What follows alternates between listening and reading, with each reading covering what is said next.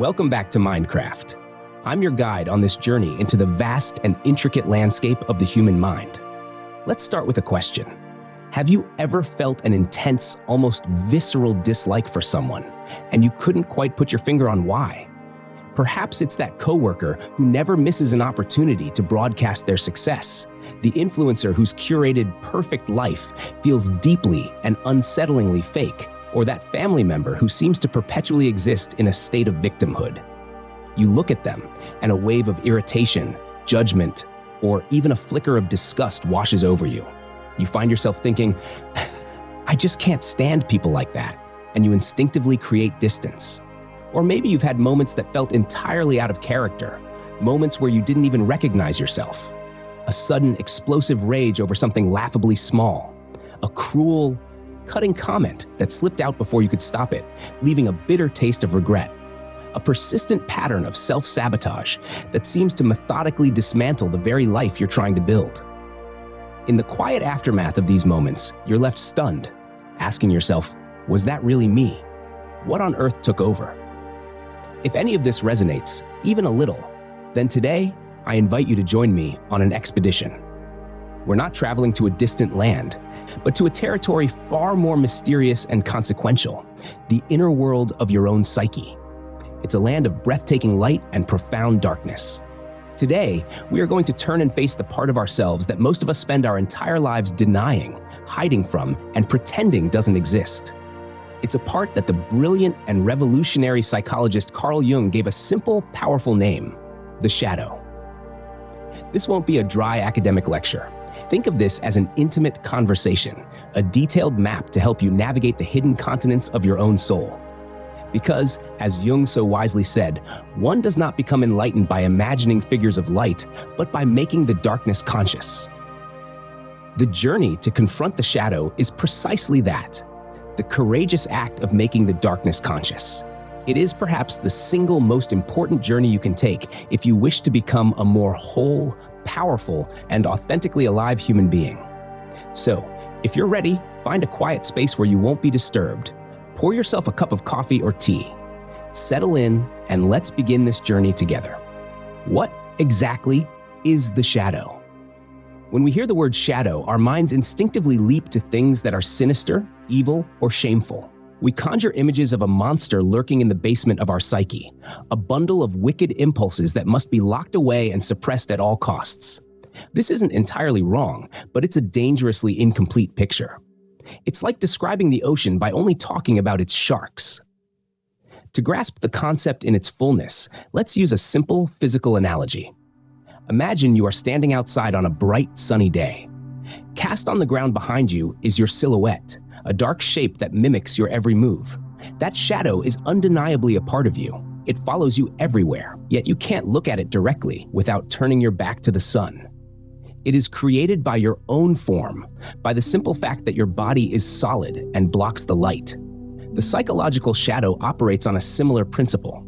Jung described it as an invisible backpack that we begin wearing the moment we are born. And from our very first interactions with the world, we start stuffing things into this bag. Anything and everything we learn, either directly or indirectly, is unacceptable. Think back to your childhood. The process began subtly.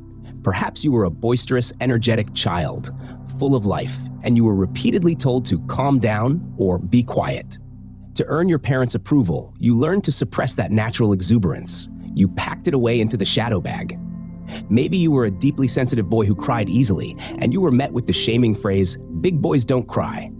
So, you learned to disconnect from your tears and your tenderness. You packed your sensitivity away. Maybe you were an assertive, opinionated girl who was told, "Nice girls aren't so bossy." So, you learned to swallow your opinions and your innate leadership qualities. You packed your power away. As we move into school and adolescence, the process accelerates. We observe the complex social dynamics of the playground and the hallway. We see that the kids who are brutally honest are often isolated, that those who are different are ridiculed. We learn that fitting in is paramount to survival. So we trim and tailor ourselves.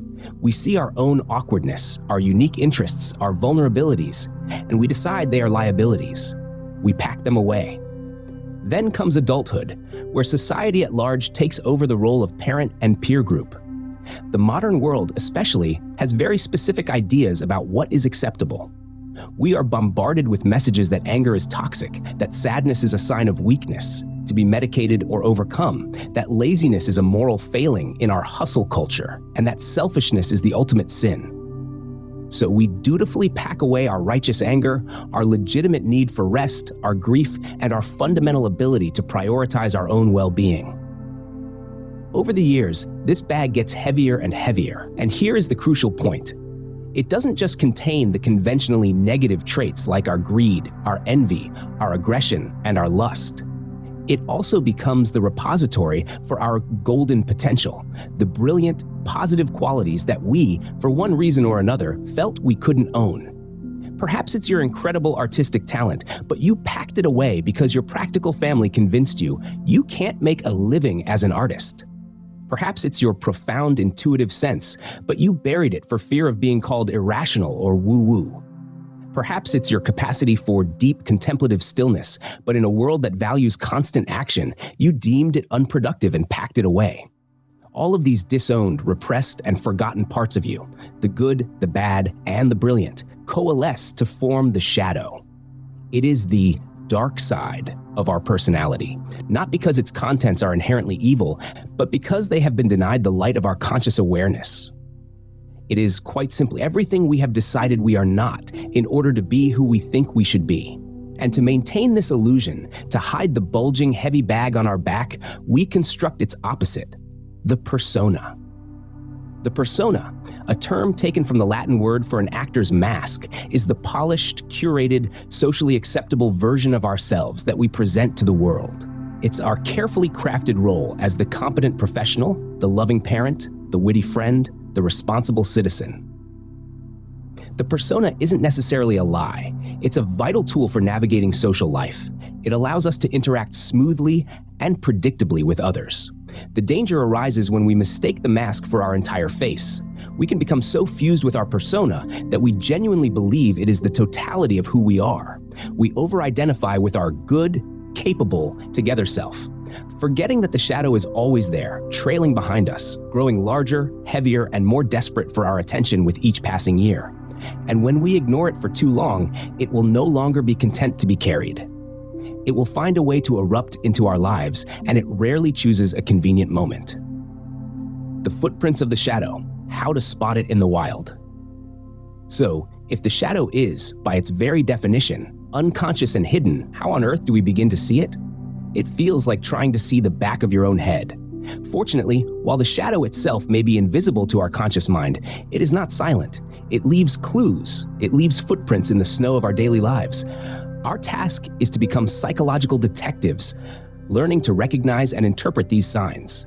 The primary clue, emotional projection.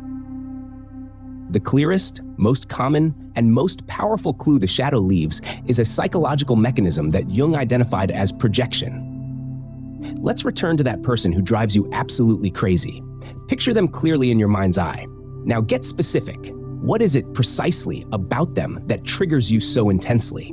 Is it their arrogance, their laziness, their neediness, their rigid control, their fakeness, their victim mentality? Let's take an example. Imagine you have a coworker, let's call her Sarah, who you perceive as incredibly lazy. She does the bare minimum, misses deadlines, and seems to lack any real ambition.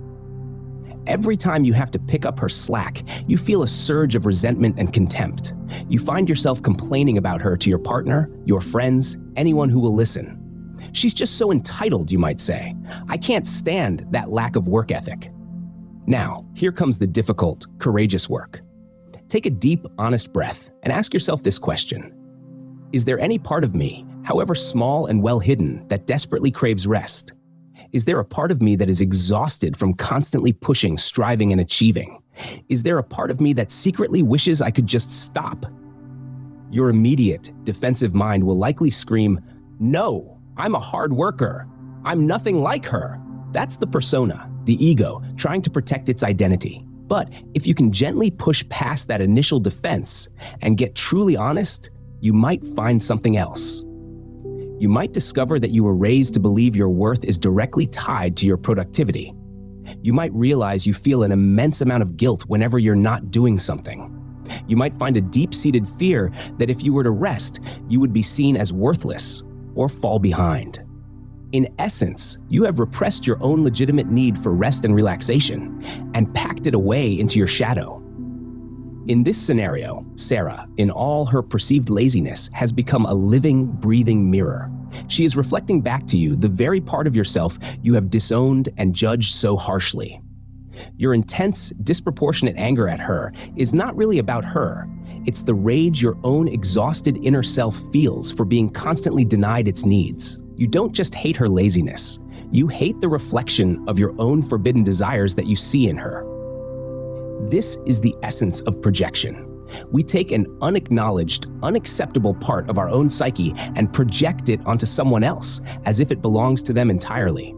What we cannot or will not face within ourselves, we attack in the world around us. This is the profound truth in Jung's statement. Everything that irritates us about others can lead us to an understanding of ourselves.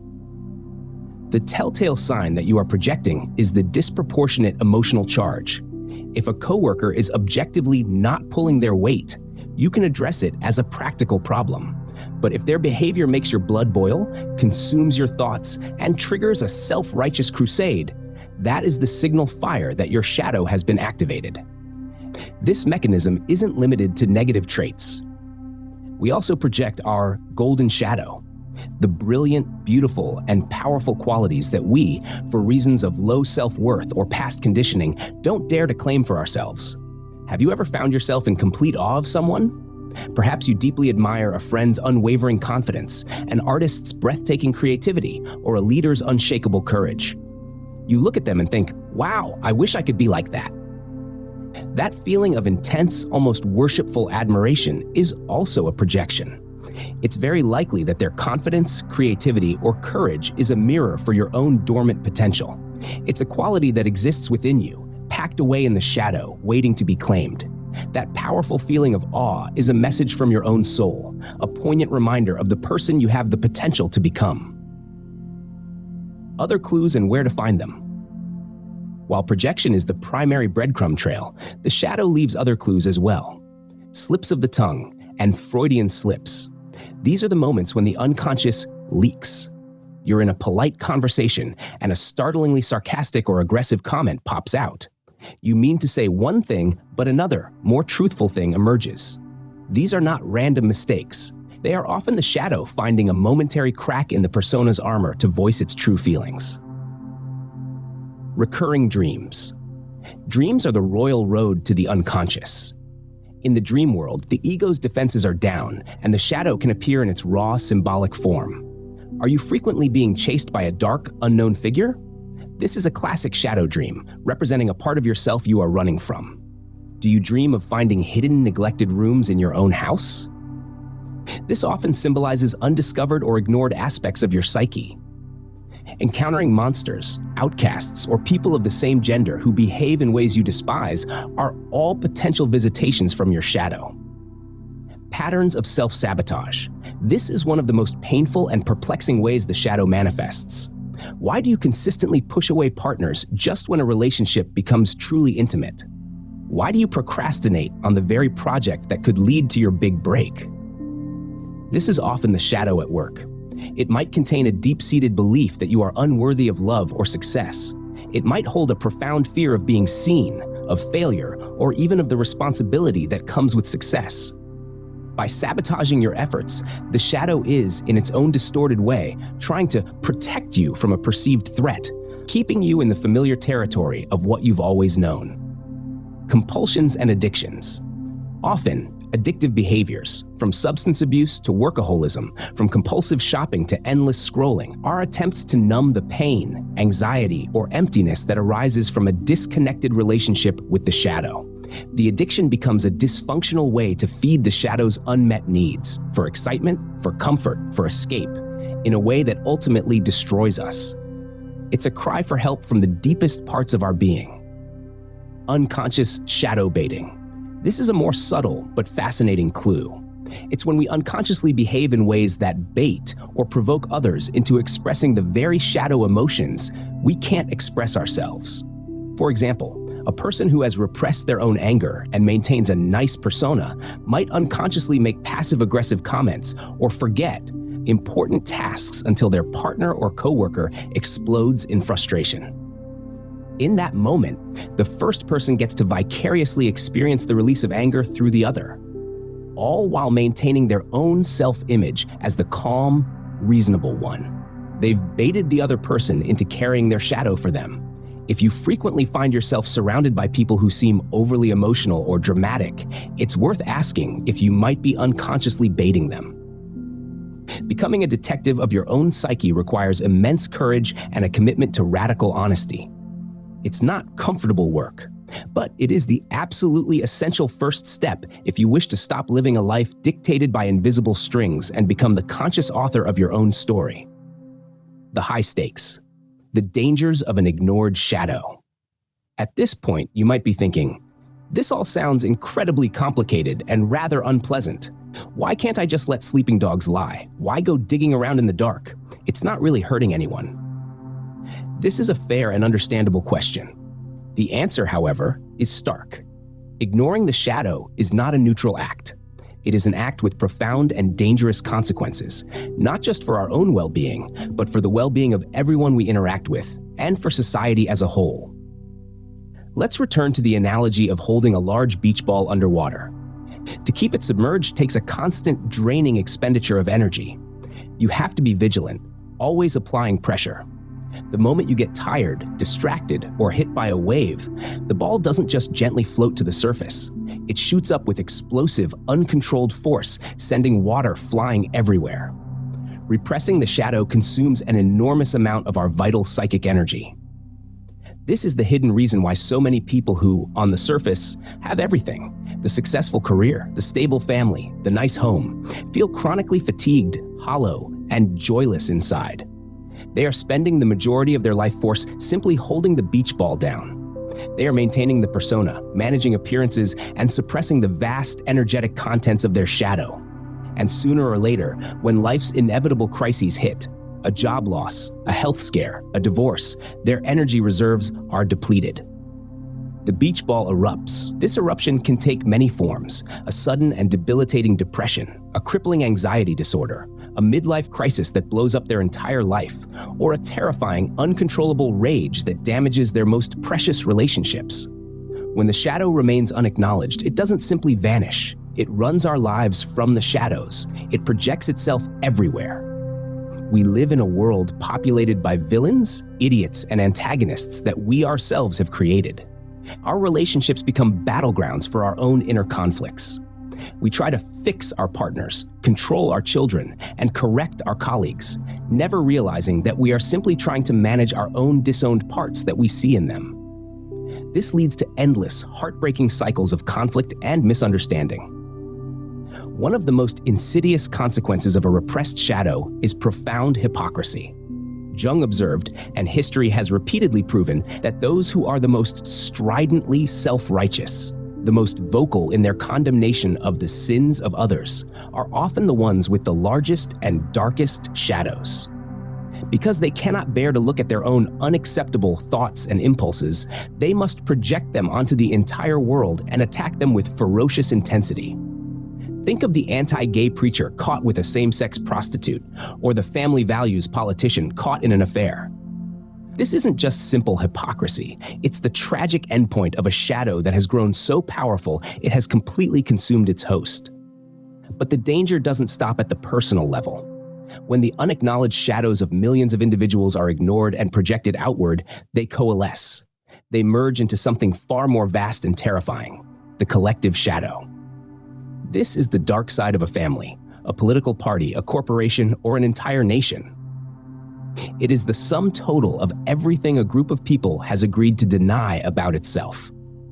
The collective shadow is the psychological engine that drives the worst of human atrocities. It explains how seemingly good, ordinary people can participate in horrific acts. It begins when one group, a nation, a race, a religion, projects its collective shadow onto another group, turning them into a scapegoat. They label this other group with all the traits they refuse to see in themselves. They are greedy, they are lazy, they are treacherous, they are subhuman. By doing this, the projecting group can maintain its persona of being good, virtuous, and chosen while fighting a holy war against an external evil. They are tragically blind to the fact that the monster they are fighting is a distorted reflection of their own face. We see this mechanism at play everywhere, in the family that designates one child as the black sheep to carry all the family's dysfunction, in the company where one department is constantly blamed for all failures, and most devastatingly, in the political rhetoric that demonizes immigrants, opponents, or other nations to justify aggression and consolidate power. In the digital age, we see it in the fury of online cancel culture, where mobs project their collective shadow onto a single individual, punishing them with a ferocity that is wildly disproportionate to the actual offense, all to reinforce the mob's sense of its own righteousness. The terrifying power of the collective shadow is its ability to sweep up even well-intentioned individuals. In the heat of a mob, a rally, or a war, our personal conscience and moral compass can be overridden by the primitive archetypal power of the group's shadow. This is why confronting your personal shadow is not merely an act of navel-gazing or self-improvement. It is a profound act of social and ethical responsibility.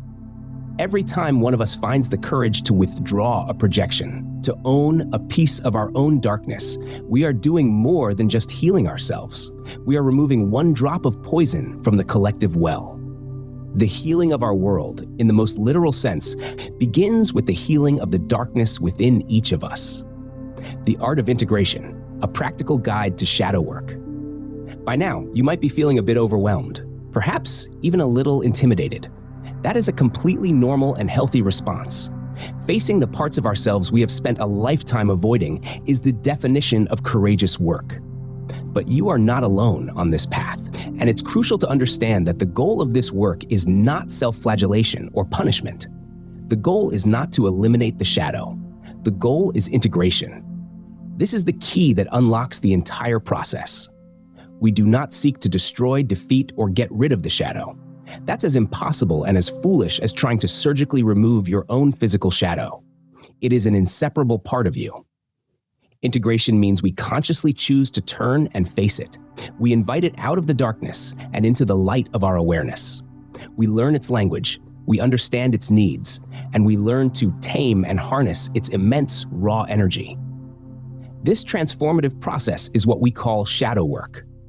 The ultimate aim of shadow work is not to achieve a state of flawless perfection. It is to achieve a state of wholeness.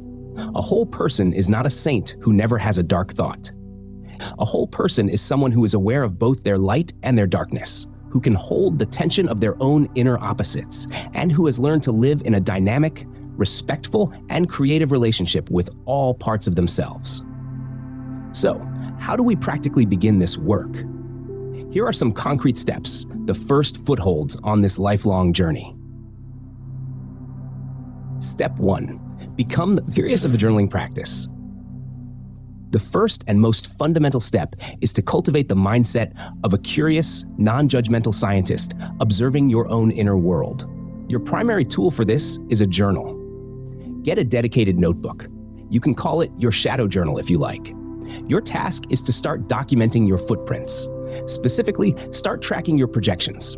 The next time you feel that strong, disproportionate emotional reaction, intense anger, disgust, envy, or even adoration towards someone, commit to this process. Describe the trigger. Write down exactly what happened and who was involved. Be objective at first. My boss, Mark, presented my idea in the meeting as his own. Describe your reaction. Now describe your feelings without censorship. I felt a white-hot rage. I felt completely invisible and disrespected. I wanted to scream. I spent the rest of the day fantasizing about quitting in a dramatic fashion. I think he is a narcissistic, manipulative snake. Ask the turning question. This is the pivot point. Look at the judgmental labels you used: narcissistic, manipulative. Now, turn the mirror back on yourself. Ask, where in my own life, even in a small way, have I been manipulative to get what I want? Where have I craved the spotlight and perhaps taken credit that wasn't fully mine? What is my relationship with my own ambition and my own desire to be seen? This practice is not about condoning Mark's behavior. It's about understanding why his behavior triggered such an explosive reaction in you. The energy is your clue. By journaling, you begin to untangle what belongs to the other person and what belongs to your own unacknowledged shadow. Step 2. Cultivate radical compassion. As you begin to identify these shadow parts, it is absolutely vital that you approach them with compassion, not condemnation. Remember, the shadow is not a monster. It is the exiled part of you. It's the collection of your own wounded, abandoned inner children. It holds all the aspects of you that were shamed, rejected, and told they were unlovable. It acts out in distorted, destructive ways because it is in pain and is desperately trying to get your attention, the only way it knows how. Therefore, instead of meeting your jealousy with judgment, "I'm such a terrible person for feeling this envious," try meeting it with compassionate curiosity. "Hello, jealousy. I see you're here. You must be feeling really insecure and scared right now. What are you afraid of? What do you need to feel safe?" Speak to these parts as you would speak to a frightened child or a dear friend in pain. "I see you, my anger. I know you're trying to protect me from being taken advantage of. Thank you for that. Now let's see if we can find a new, healthier way to establish strong boundaries together." When you meet your shadow with kindness instead of hostility, a miracle happens. It begins to soften. Its defenses lower. It stops being an adversary and starts to become an ally. Step 3. Active imagination and dialogue. This is a more advanced but incredibly powerful technique pioneered by Jung. It involves consciously engaging the shadow in a dialogue. Find a quiet, private space. Close your eyes, take a few deep breaths, and imagine yourself in a safe, neutral space in your mind. Then, set the intention to meet a specific aspect of your shadow, e.g., your inner critic, your fear, your rage. Invite it to appear before you. Don't try to control what it looks like. It might appear as a person, an animal, a monster, a geometric shape, or just a feeling or color. Whatever form it takes, accept it without judgment. Then, begin a dialogue. Ask it questions with genuine sincerity. Who are you? Do you have a name? How long have you been with me? What is it that you truly want from me? What are you trying to protect me from? What do you need from me to feel seen and heard? What gift are you hiding from me? Listen patiently for the answers. They may come as words in your mind, as images, or as physical sensations in your body. The goal here is not to argue, debate, or banish the figure. The goal is profound, radical listening. This technique helps to personify the shadow, transforming it from a terrifying, abstract force into a tangible part of your psyche that you can finally begin to relate to. Step 4. Embody the energy. This step is crucial to avoid the pitfall of pure intellectualization. Shadow work is not just a mental exercise. It is a full body experience. The energies of the shadow, rage, fear, grief, passion, are stored in the tissues of your body. To truly integrate them, you must learn to feel them and give them a safe pathway for expression. When you identify a shadow emotion, instead of just thinking about it, try this. Locate it in your body. Close your eyes and scan your body. Where does the anger live? Is it a tightness in your jaw? A fire in your chest? A knot in your stomach? Where do you feel the fear? Is it a cold sensation in your hands? A hollowness in your throat? Just notice the physical sensation without judgment. Breathe into it. Direct your breath to that location in your body. Imagine your breath creating space around the sensation. Don't try to force it to go away. Your only job is to stay present with it, to signal to your body that it's safe to feel this. Allow for movement. Sometimes the energy needs to move. If you feel anger, find a private space where you can safely express it physically. Punch a pillow, stomp your feet, let out a silent scream into a cushion. If you feel grief, allow yourself to curl up and weep. If you feel joy or passion, let yourself dance. Giving the shadow a physical, non-harmful outlet is a powerful way to honor its energy and prevent it from erupting in destructive ways. Step 5. Mine for the alchemical gold. This is the most exciting and rewarding part of the process. Jung, who was deeply interested in the ancient art of alchemy, believed that the shadow was our psychological prima materia, the raw, leaden, worthless-seeming stuff that, through conscious work, could be transmuted into pure gold. Every single negative trait or impulse hiding in your shadow contains the seed of a vital, positive life force. Your work is to become an alchemist and perform this transmutation. Consider these transformations. The lead of anger can be transmuted into the gold of passion, healthy boundaries, courage, and the energy to fight for justice. The lead of greed can be transmuted into the gold of healthy ambition, the desire to build a better life, and the ability to recognize and pursue value. The lead of envy is not a sin, it is a map. It can be transmuted into the gold of clarity about your own deepest desires and the motivation to pursue them. The lead of fear can be transmuted into the gold of intuition, prudence, discernment, and the wisdom to recognize real danger. The lead of laziness can be transmuted into the gold of live, the ability to rest deeply, to surrender control, and to simply be present in the moment, a crucial antidote to modern burnout.